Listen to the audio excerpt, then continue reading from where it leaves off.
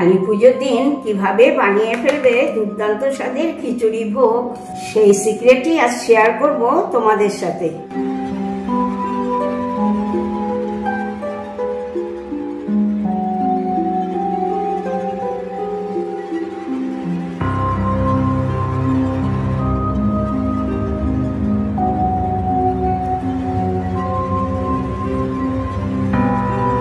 Happy Kali পূজা বন্ধুরা, তোমরা সবাই ভালো আছো তো? আজ আমার হেসেলে তৈরি হবে কালী পুজোর ভোগের খিচুড়ি। চলো তাড়াতাড়ি যাওয়া যাক আমার হেসেলে। খিচুড়ি ভোগ বানানোর জন্য আমি নিয়ে নিয়েছি 1 কাপ মতন সোনামুগ ডাল, আর ডালটা আমি ভেজে নিয়েছি আগে থেকে। আর নিয়েছি 1 কাপ মতন গোবিন্দভোগ চাল। এবার আমি চাল আর ডালটাকে আলাদা করে ভালো করে ধুয়ে নেব। গ্যাসের ওভেনটা আমি অন করে নিয়েছি, নিয়ে ডেচকিতে কিছুটা জল গরম হতে বসিয়ে দিয়েছি।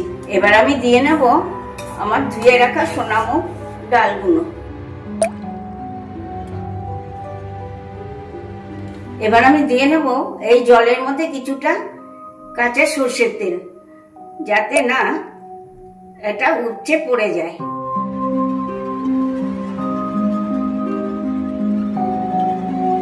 ডালটা সেদ্ধ হওয়ার ফাঁকে আমি কয়েকটা পাঁপড় ভেজে নিচ্ছি।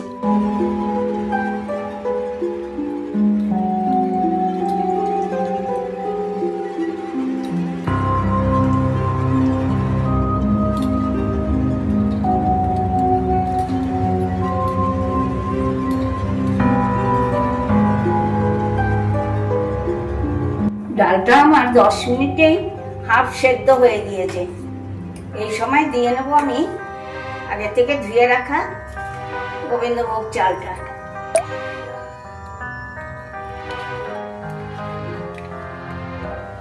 যখন এটা ফুটতে শুরু করেছে তখন আমি দিয়ে নেব 2টো কাঁচা লঙ্কা চিড়ে রেখেছিলাম সেটা, আর দেব পরিমাণ মতন হলুদ, দেব আদা বাটা 1 চামচ।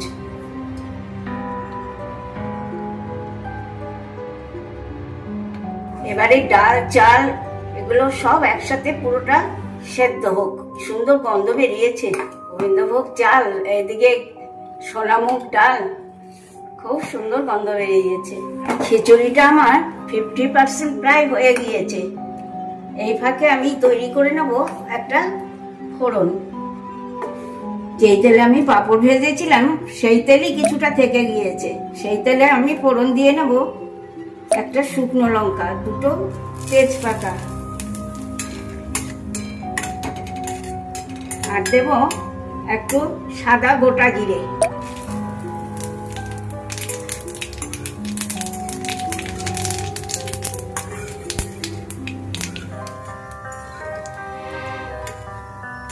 এবার আমি এটাকে এই খিচুড়ির মধ্যে ঢেলে নেব।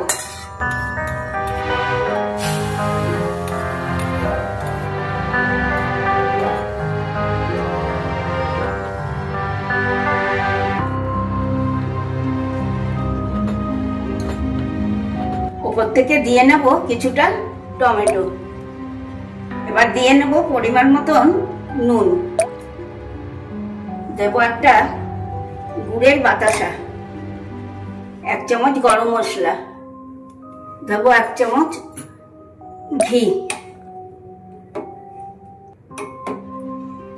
এবার এটাকে খুব ভালো করে মিশিয়ে নেব।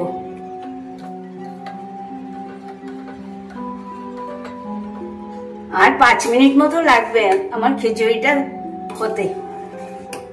এই দেখো বন্ধুরা, গ্যাসের ফ্লেমও অফ করে দিলাম। এদিকে খিচুড়ি আমার কমপ্লিট।